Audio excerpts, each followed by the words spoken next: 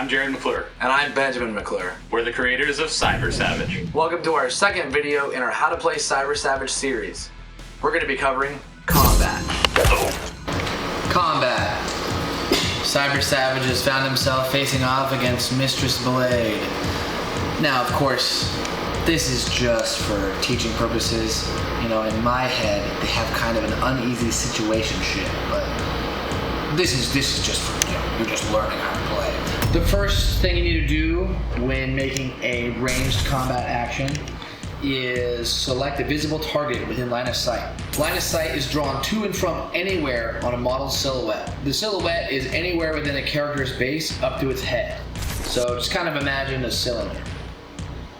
That means that this sword sticking out doesn't count because it's only up to his head. So you can be pretty creative with your dynamic poses without having to gamify it too much. So we're gonna look and see. Now, if Mistress Blade was partially obscured by any amount from the viewpoint from anywhere on Cyber Savage's cylinder, it would count as being in cover. If you can't see any of her, no line of sight can be drawn at all. You can't make an attack. But we're gonna go ahead and just place her out like that so it's a clear, visible, 100% line of sight. The next thing is you need to select the weapon you're making an attack with. Cyber Savage is going to be using his only ranged weapon, which is this EP2. Now I've decided to make it a light weapon. That means it's going to have 4 attacks and do 2 damage apiece. We're going to check range. Now range is universal, it's infinite, but there are intervals. So optimal, which she is well within, is 1 inch to 10 inches.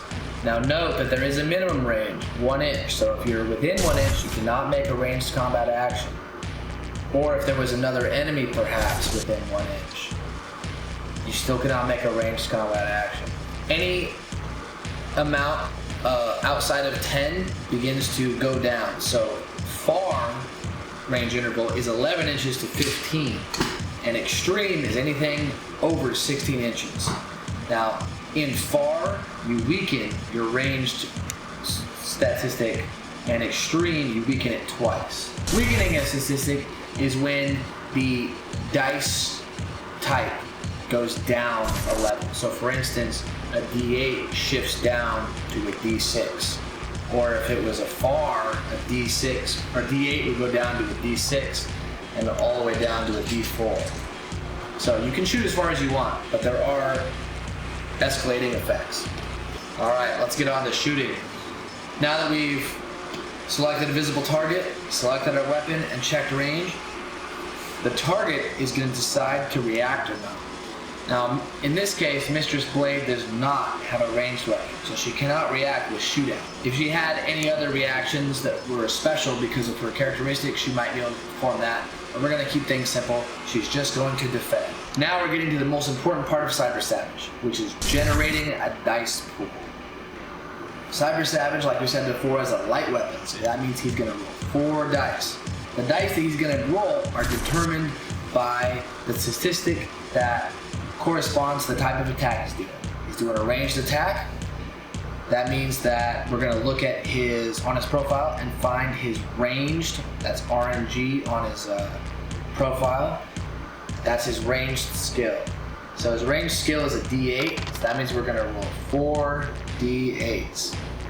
Mistress Blade is defending. Her defense is D6. She's getting attacked 4 times, so she's going to roll 4 D6s. You always roll an equal number of dice when defending to the amount of attacks coming in. Alright, so we have generated dice pools, which means that Mistress Blade has rolled her defense dice, and Cyber Savage has rolled his attack dice. Now, priority is the next thing we need to determine here. Cyber Savage was the activating character and initiated the attack, so he would normally have priority. Mistress Blade, if she was under cover though, there would be a partial block line of sight, and she would have priority.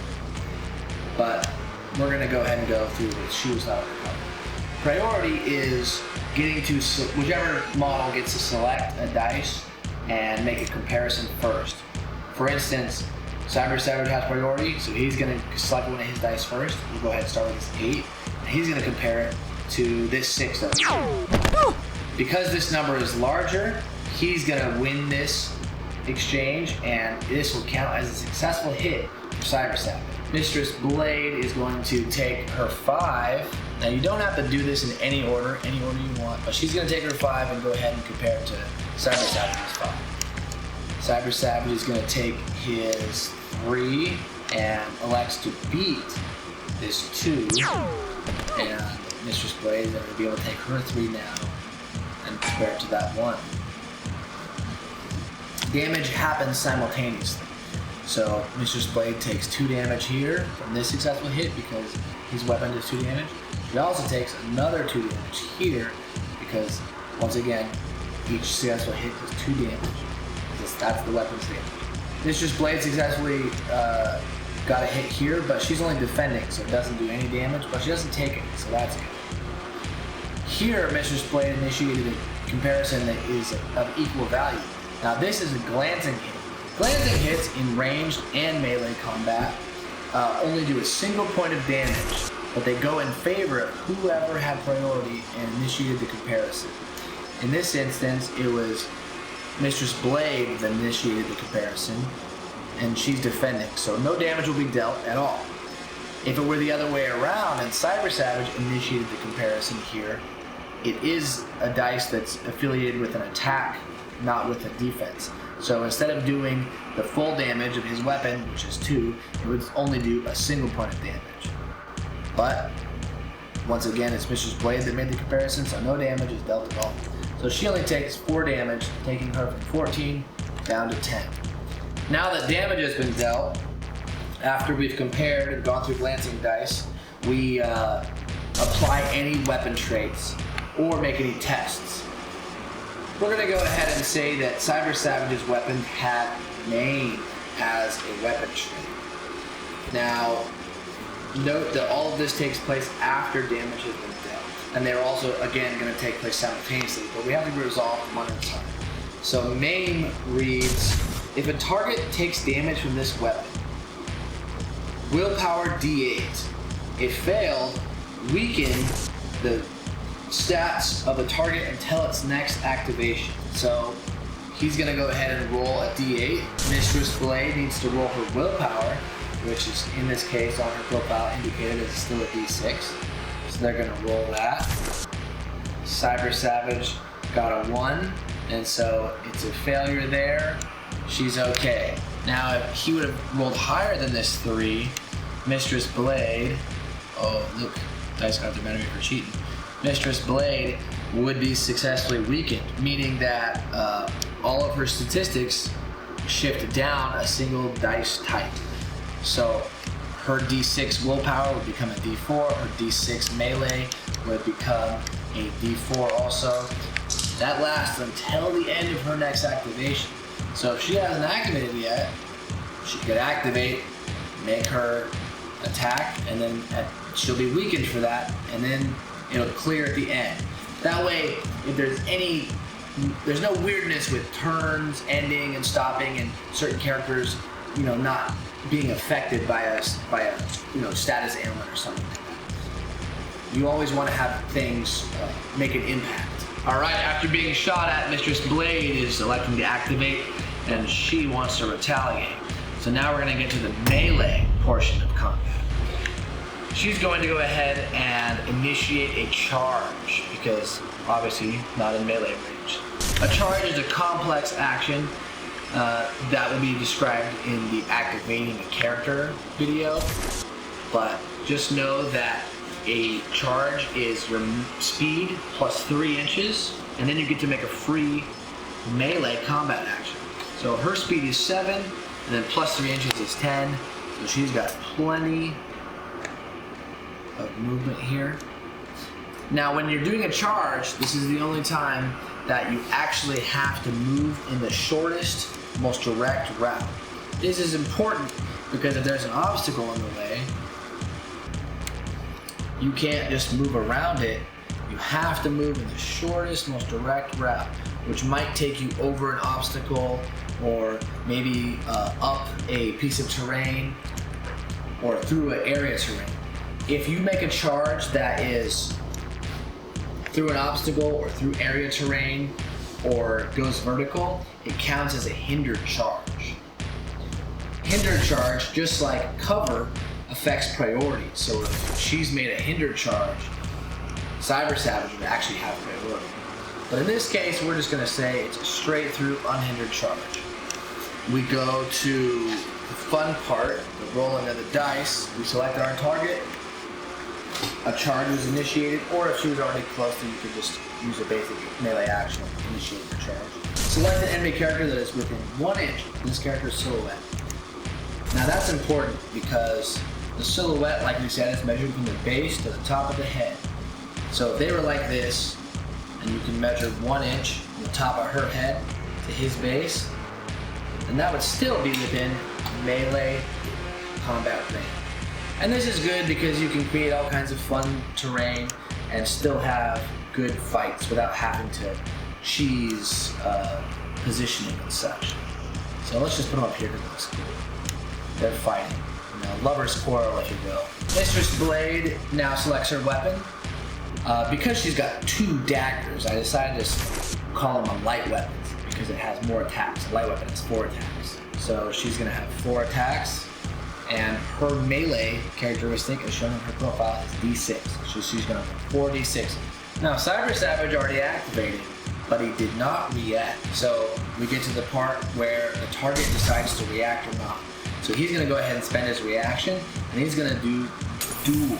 Dueling means that instead of rolling his defense, he's going to be able to roll his attacks. Now, his weapon only has 3 attacks because it's a medium weapon, a sword. His melee skill is also a D8, so he's going to get to roll 3 D8s. Now, we're about to generate our dice pool, but you'll notice there's a disparity here. You'll always want to roll the same number of dice. So anytime there's a disparity, you need to make up for it with a defense dice. This happens in shootout and duel. So we'll look at Cyber Savage's defense, which is a D8. So we're going to just select a very obviously different. We're going to use this white D8 as his defense dice.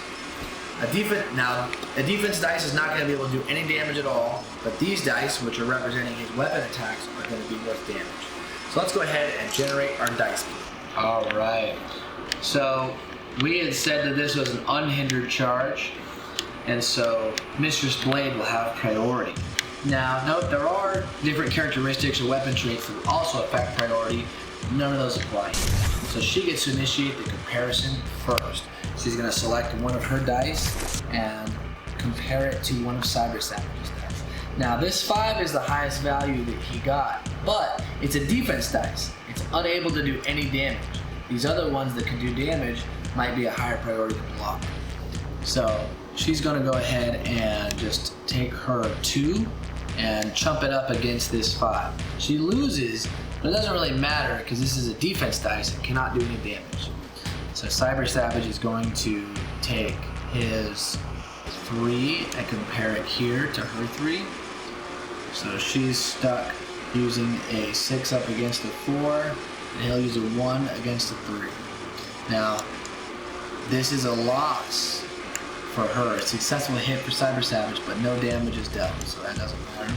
Here, Mistress Blade, her number is bigger than Cyber Savage's, so she's going to do the damage of her weapon, which is 2. So there's 2 damage to Cyber Savage. Cyber Savage had to compare here, and because this is a duel, this actually counts as a successful hit for Mistress Blade, and she does another 2 damage to Cyber Savage. Cyber Savage made a comparison here that is a glancing hit because the values are equal, which means it will do a single point of damage through to Mistress Blade because he initiated the comparison. At this point, the damage would be tallied up and any effects would be taken or tested for, and that would be the end of the melee combat action for Mistress Blade. Hey, thank you for watching. Any questions? Leave a comment. And if you'd like to know more, visit our website.